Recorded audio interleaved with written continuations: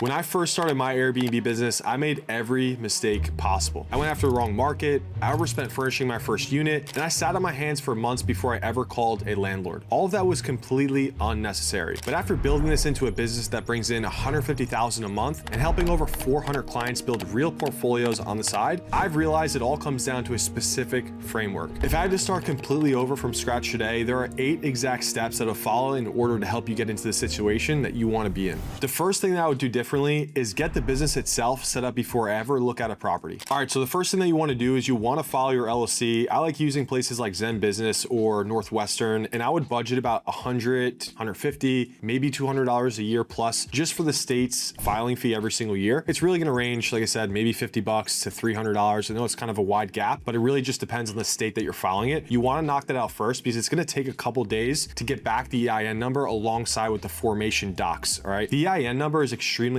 crucial, and it's going to take about 3, 4, maybe 5 business days to get it back as soon as you open up the LLC. And the EIN number is what's going to be used to apply for 0% interest business credit cards. So when you go ahead and apply for these business credit cards, these credit bureaus are going to ask for the EIN number, which is essentially the social for the business. That's how they're able to pull your business credit and your personal credit alongside to get you across the line for a 0% business credit card. Now, alongside of that, you want to go ahead and set up a virtual office alongside with a business phone number. You want to have these things completely detached from your personal name, your personal phone number, because when you go ahead and actually apply for these 0% interest business credit cards and you're using a business address that's separate from your home address alongside of a business phone number that is also separate from your personal phone number, they're going to think the business is a little bit more legitimate. So they're going to increase your chance of getting approved alongside of giving you a bigger credit line. Now, right after that, you're going to want to open up a business bank account. So you can then go to the bank of your choice. I personally like Chase. Okay, I would use the bank that you have a good relationship with. All bank accounts kind of offer the same business bank account benefits, so it doesn't really matter. So you want to go ahead and get that opened up immediately. You're going to need your EIN number and then your business formation docs from when you opened up the LLC, and then you're all good there. It should take about a business day to 2 business days. Super simple. And a lot of people tend to get stuck on this next step. They think of, oh, I got to find a business bookkeeper, or I need to find a registered agent, like all these different things. I tell all my clients, and I'm going to tell you guys the same thing. Don't worry about this stuff. Worry about it when you're making $10, $15, $20,000 plus. In the beginning stages, this is not relevant. We just want to worry about the legality side of things, getting the LLC opened up, getting the EIN number, getting funding, of course, and of course, having the business bank account. So once money starts coming in, we start putting money into the business, everything is being tracked through the LLC in correspondence with you building actual business credit. So skip the bookkeeping stuff, skip the registered agent. It's not a big deal. You can always circle back around to this stuff and actually get that in motion when due time. Another big tip that I want to give you guys on your LLC application, I want you to list your business type as consulting. Do not do real estate, okay? And here's the reason. Anytime that you go to apply for business credit and they see an LLC or a business come through in real estate, it's just automatically flagged as high risk, right? Anything in real estate is just high risk. It's just how it is. In front of the credit bureau's eyes, they're not going to give you the highest credit line that we want. So a little tip for you guys is when you're opening up that LLC, okay, now I do this with all my clients one-on-one because I have a very specific way in how I want it done. Instead of filing it under real estate, file under consulting, file it under management, something that's a little bit more broad. This way you don't get affected by not getting the credit line that you want. Do this in order. It literally takes about a week, and every dollar the business touches and makes is legally separated from your personal life before you ever sign a lease. Now, the second thing on this list is picking your market and property type, and I'd let the data make that call instead of your gut feeling. All right, so when it comes to picking your property and the actual market, we want to go ahead and head over to AirDNA. Now, AirDNA is going to be a really good software to use. It's going to allow us to pull a lot of data of the specific markets that we're looking into. So I tell all my clients that I want you guys to do is I want you to pull the last 12 months of the actual rental income of all the surrounding Airbnbs in the market that you're looking at and the cities that you're considering. Okay, and I want you to filter the entire place of apartments and houses only, no private rooms or unique stays. Okay, the more specific we could get on the due diligence phase in AirDNA, the more accurate data that we're going to get. Now, keep in mind, we have to take all this data with a grain of salt. Okay, so we're kind of just using this to hedge risk as we're kind of completing our market research phase and our due diligence phase. What we want to do is you want to go ahead and pull the 90th, 75th, and the 50th percentile of all the surrounding properties in that market. And that's going to give you a really keen idea. That's going to allow you to also break down by bedroom size, studio, 3 bedrooms, 4 beds, and actually see the revenue potential of each property size in that market. And this is where a lot of people go wrong. They tend to kind of just look at the market as a whole, stay super broad in their market research. They look at 1s, 2s, 3s, studios, 5-bedroom houses, and mix all the data together. And it's very hard to consolidate all that and actually get a really good approach that's going to allow you to make a good decision on investing into to a property, okay? So the more specific that we can get on pulling this data on AirDNA, the better we're gonna make decisions moving forward with properties I'm pulling the trigger on. When it comes to actual profit for these properties, what we wanna see is about $800 to $1,000 a month per bedroom door. Okay, so those are the only properties in any market that we choose that we wanna go after. The same thing goes alongside of 2-bedroom properties, okay? So if we have a 2-bedroom unit, from that one property, we're gonna be expecting to bring in about $1,600 to $2,000 a month in net profit. Okay, so what I'm doing is, since there's 2-bedroom doors in a 2-bedroom property, I'm taking the $800 to $1,000 principal, I'm just multiplying that by 2. Those are the properties that you wanna only go after, and we wanna use AirDNA to filter that out so we can really get a good idea on, okay, hey, these properties are gonna perform at this rate, and that's why filtering from a 90th, 75th, and also 50th percentile is gonna give us really good data, because we know, hey, if the 50th percentile of the market isn't really good at pricing, but they're profiting $800 per door, well, we know, hey, we're gonna profit more than that because we're gonna be in the 75th, 90th, maybe 100th percentile of that market. We know we're gonna do really well. So as you can see, we like to use this as a little bit of a hedge, as long as we have these baseline numbers to guide us through this market research phase. We wanna go ahead and target B and C class properties, not these massive luxury buildings. But the biggest thing here is a lot of people have a misconception, is like, oh, we're going after rundown properties or Section 8 buildings. No, B and C class properties are just like normal. These aren't luxury penthouse properties, and they're also not Section 8 properties that are like run down. I would consider those like D class properties, okay? The reason why we want to go after these B minus class properties is because the rent's going to be a little bit less, and the property managers, the owners, are going to be a little bit less lenient on working with us. These big time buildings like Greystar or very luxury apartment complexes, very hard to get properties in those buildings because they're going to be very strict on background checks. They're also going to be a little bit more strict on what your business history looks like. Have you been operating for 2, 3, 4+ years? And when we immediately go after these B class properties, we don't really have to worry about any of that stuff. So it allows us to build a really good foundation. It allows us to build really good connections, really good relationships. And then, hey, what I tell all my students, once you are operating for 3, 4, 5+ years, then you can go after those bigger properties. But in the beginning, we want to stay after those B and C class properties for those reasons. Alongside of location, we're really looking at about 10 to 30 minute drive outside of the target point of interest, right? i.e. hospitals, military bases, business districts, you know, colleges, campuses, stuff like that. We don't really want to be further than 30 minutes away, okay? But that 10 to 30 minute is a good range to be in. Obviously closer the better, but even if you're 25 minutes outside of that zone, that's totally fine. You're still going to do really well, okay? But that's the criteria outside of that. We want to make sure we're somewhat close to the business districts that we want to be in to attract these corporate professionals. I'll leave you guys with this tip, okay? When you are looking at these buildings, let's say these B and C class properties, I would also filter when you are doing your research, whether it's on apartments.com, HotPads, Zillow, all these different marketing platforms to find these rentals for rent. You want to go ahead and filter by specials, okay? This is a little tip for you guys. So you could filter on a lot of these websites, properties for rent with specials running. And that means whether it's like free rent, maybe no security deposit. And usually these listings or these properties that are offering specials really want to get tenants in super quick because they have a larger vacancy, okay? And those are the properties that we want to kind of prioritize at the top of our list, because one, they're easier to close, and it's a benefit for us. If we could sign a lease and get 4 weeks of free rent on the front end, that whole month, basically everything's going to be profit in our pocket. So I tell all my clients, hey, immediately when you guys are building your lead lists, put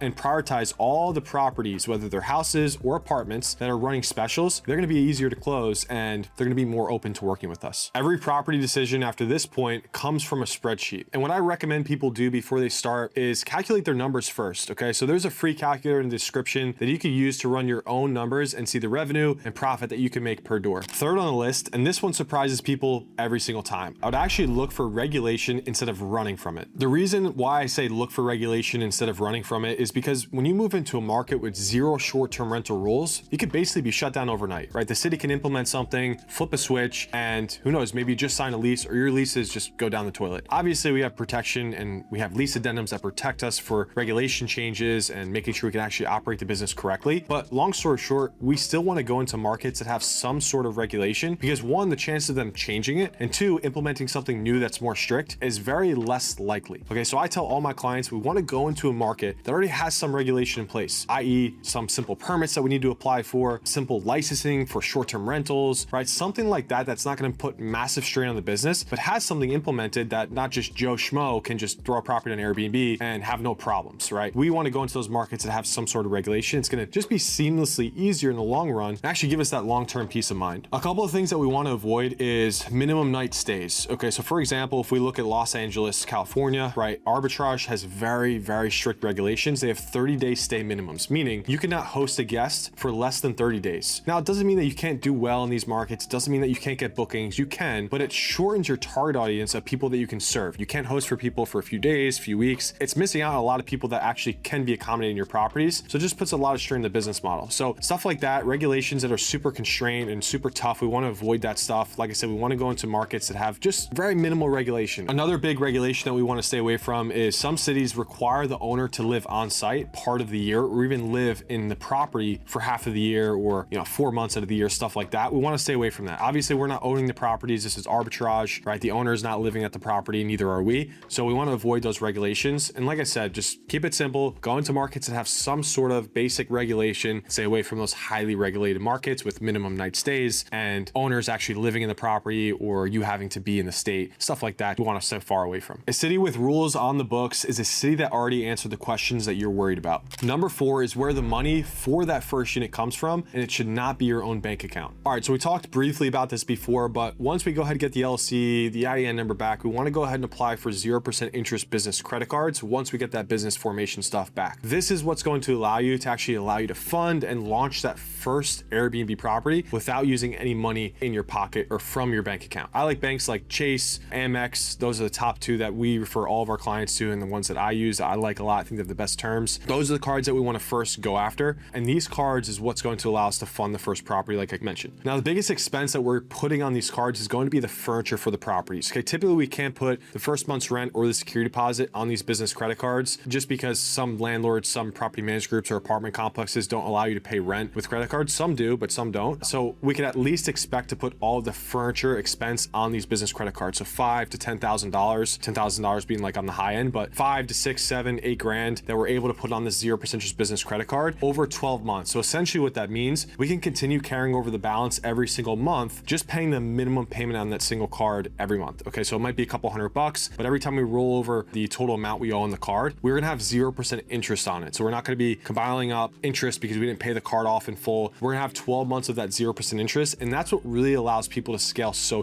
fast, right? Because once 12 months comes around, well, you wanna have at least 2, 3. I like to see a lot of my clients at least have 5 properties in their first 12 months, because now I have 5 assets cash flowing. That's gonna allow them to pay off that card in full. Now, obviously it depends how much access you have to capital. I'm not saying everyone scales to 5 properties in their first 12 months, but I like to see a lot of people have at least minimum 2 units in their first 12 months, because now they can go ahead and just pay that card off in full. And then year 2, okay, everything is just smooth profit right into the bank account, used to continue reinvesting and scaling the business. So that's the biggest cheat code a lot of people have. A lot of people ask me is, hey, how'd you scale to 8 properties in your first few months of doing this? And for me, it was literally leveraging all 0% interest business credit cards. I didn't have that money in my bank account liquid. I didn't have it in cash. I leveraged the bank's money. And then after 12 months, I had so many properties that I was cash flowing so well, I just paid the card off in full. So what we're doing is, yes, we have to pay the money back, but we have this long time span to pay it back, and it allows you to scale. So in between that time frame, you get multiple properties, build more assets, increase the cash flow, pay the card down. Now, budgeting for the unit sizes, I would say for a 1-bedroom, you're looking at about $4,000, maybe $5,000 in furniture costs. For a 2-bedroom, you're looking at about $5,000 to $6,000 in furniture costs. And for a 3-bedroom, you're looking at about $6,000 to $7,000 in furniture costs. Could be less, could be a little bit more. These are the averages that we're pulling, and we want to be super strict with this stuff, of course, when we're budgeting. Obviously, we're pulling our expenses, knowing our total overhead going into the properties, how much for furniture costs, all that stuff. So that's kind of just a basic guideline to use as far as budgeting for the furniture for these properties. Now, to sum all this up, the bank furnishes the unit and the property pays back the bank without your bank account even taking a hit. Now, the 5th thing, and probably the one people fear most, is actually how you talk to these landlords. To start this one off, this is where a lot of people go wrong. Talking to landlords, pitching these people, it is not easy. And the more times that you do it, the more reps you take, the more confident your words are going to sound, and the better that you're going to get at closing deals. With all that being said, the easiest way to go about this and kind of shortcutting to that confident pitch and having confidence behind your words and certainty is understanding the landlord's goals and also the property management company's goals as well. And that biggest goal is finding tenants year after year to occupy these properties and actually have these tenants pay rent on time, so these landlords are profiting what they want to continue buying more properties, right? That's their biggest goal. The biggest goal is to continue scaling, buying more properties, and continue generating generational wealth for their bloodlines. Okay, so once you realize those things, it's going to give you a really good idea of what are the benefits that you could bring to the table to help these landlords and actually get these deals across the line. And one of that is understanding, well, you could become their long-term tenant. And I know we've talked a lot about this in previous videos, but understanding how we solve their problems, us becoming their long-term tenant, paying them rent every single month on time without without them having to worry if rent is going to come in or even tenant turnover, right? We're able to renew these leases every single year, every 2 years, and them not having to find new tenants to occupy their properties, okay? So the easiest way to kind of shortcut to this is understanding really clearly what the landlord's goals are, where they're trying to get to in their business, their company, and how we can solve these issues for them. And of course, a few of those options are us providing rent to them every single month, right? And us becoming their long-term tenant in multiple of their properties throughout your relationships with them. Let's get a little bit more granular on the pitch itself and like what you should do, what you should say to these landlords. And this is the exact opening line that I use. So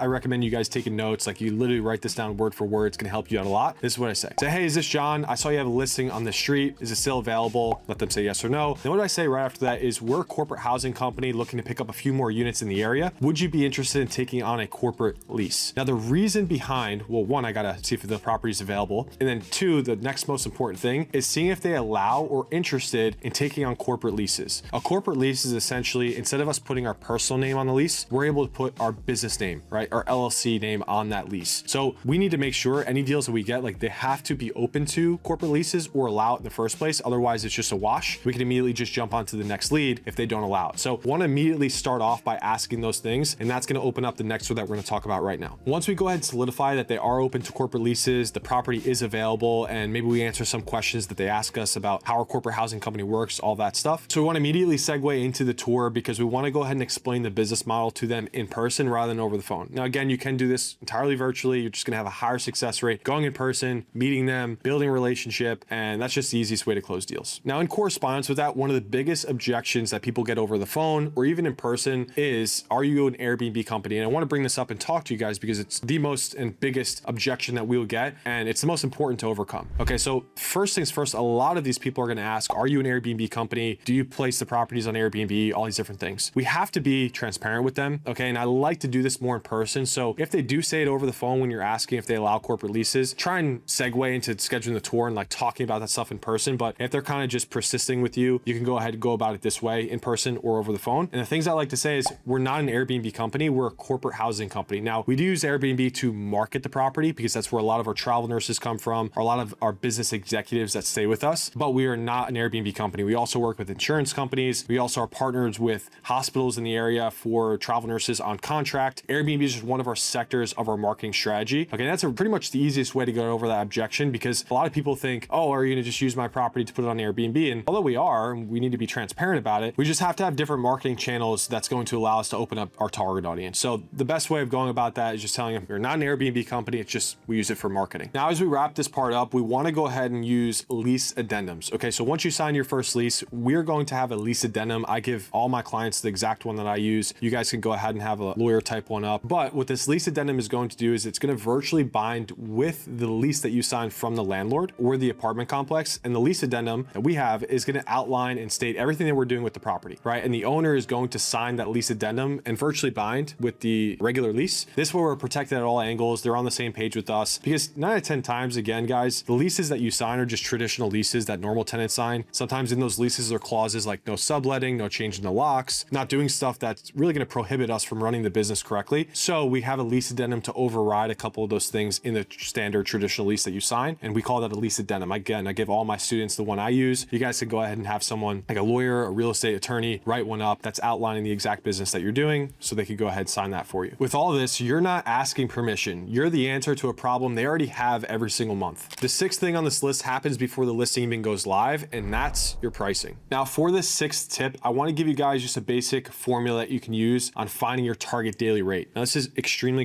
crucial when you are setting your pricing, and we have this dialed into a T. So what you want to go ahead and do is you want to add up all your overhead costs. So your rent, your utility costs, everything needed to actually run the property on a monthly basis. You're going to go ahead and take that, and you're going to go ahead and add $800 or $1,000 based on the property that you're looking for. So for this example, I'm just going to say we're running the numbers and setting pricing for a 1-bedroom unit. So from our criteria is from a 1-bedroom property, we're going to make about $800 to $1,000 in profit from that one property because it's got 1-bedroom door. So for this exact formula, I'm only going to add $800 or $1,000 to this formula. So I'm going to add up all my overhead costs, my rent, my utilities, my supplies. We're not going to count cleaning because that does not come out of our pocket. The guest is going to pay that for the reservation. That's a massive misconception. But we are going to add all of our total overhead costs alongside with the profit that we want to make, which is $800 to $1,000 per bedroom door. If it's a 2-bedroom unit, you just take $1,600 or $2,000. And we're going to go ahead and divide divide that number by 30, right? 30 days being in a calendar month, and that is going to be your target daily rate. Now, what this means is we need to make this amount every single day on a 30-day monthly basis to hit $800 to $1,000 in profit every single month. And that's going to give us that target daily rate and how we're going to actually structure our pricing around it to plug in these numbers to Price Labs. Okay, so you could get a little bit more granular on this stuff. Pricing is more of an art than a science. So that's just a basic formula to give to all my students to calculate their target daily rate and actually plug and play those formulas to Price Labs. In addition to Price Labs, we want to go ahead and use rule sets. Rule sets give us the opportunity to implement these discounts on these short little gaps in the calendar that we don't have booking. So for example, if the first week of the month is booked, but after that we have a 5-day gap that's not booked, and then after that we have the rest of the month booked, that 5-day gap we want to go ahead and get booked up. So we're going to implement something called a rule set in that 5-day gap, which is going to incentivize someone to come in there and book that entire 5 days rather than just staying one of those nights or 2 of those nights. Well, we're going to incentivize a discount for them to book that entire 5-night gap, which is going to boost our occupancy rate and allow us to make more money long term. Okay, so rule sets, again, they're a little bit complex. They take time to learn, and it is the only pricing stuff that you are going to touch in Airbnb. Everything else is going to be overridden from Price Labs. Properties priced this way usually get booked within 24 to 48 hours of going live.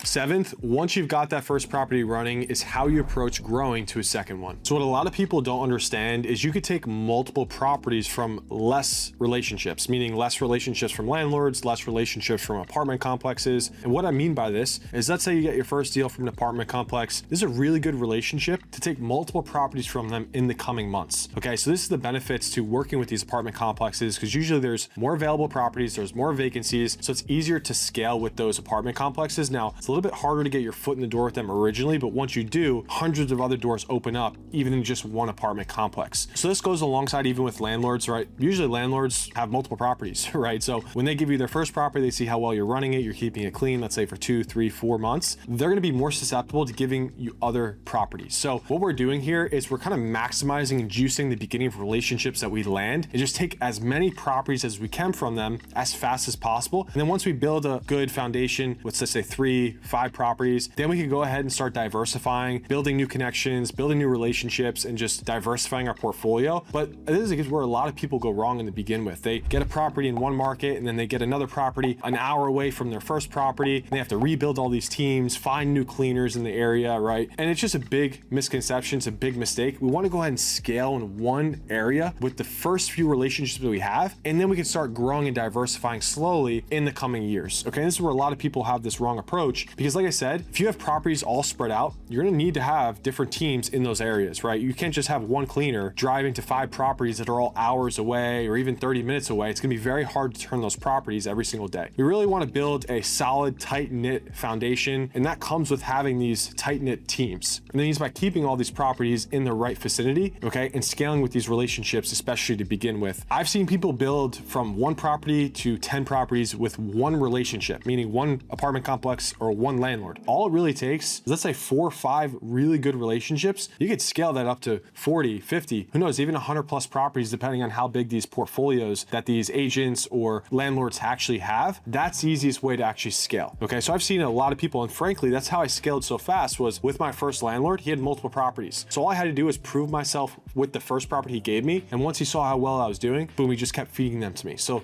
that's a big pro of this business model, is you don't need hundreds of relationships, or let alone even 10. You just need a good handful, and that's going to allow you to build a portfolio to where you want to be in such a short amount of time. 5 units in one building barely feels different from running 1. 8th is what actually decides whether this Airbnb business stays manageable long-term for you, and that is the day-to-day operations. Now, day-to-day operations is the single-hand most important part of this entire operation. Okay, so as you are growing and scaling the portfolio, we talked a lot about that today. We want to make sure that we are growing and implementing the right systems, teams, automations, okay? Because those are going to handle the day-to-day operations as you grow and scale, right? And as we grow and scale, we want to start pulling ourselves slowly out of the business. We want to do that basically simultaneously scaling the portfolio. The way to do that is implementing the right systems, teams, automations like I talked about before, right? So we want to make sure that we're having a cleaner software. This way, every time we're getting bookings coming in, your cleaners are automatically getting notified when to go to the property, what day to turn it, right? All that stuff is very clear cut. And on top of that, we need to have a CRM.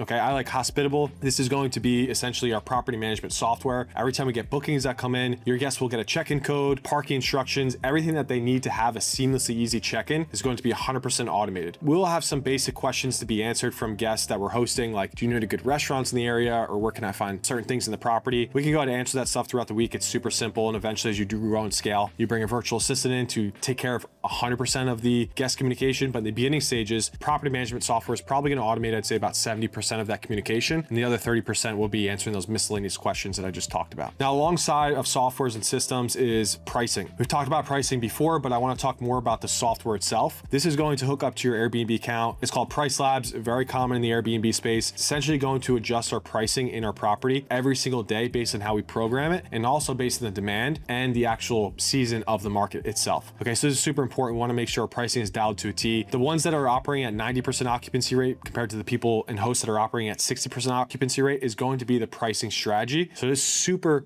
important to make sure that is dialed in and super keen based on the market that we're in and the season that we're launching. Built this way, the Airbnb business doesn't compete with your job or how much free time that you have in a day. If you want to see what this actually looks like in practice, go ahead and watch this video next. I walk through the 4-step system that I use to build a $30,000 a month Airbnb business. And I map out the entire process and break down the exact math so you can see actually how profitable it can become for you.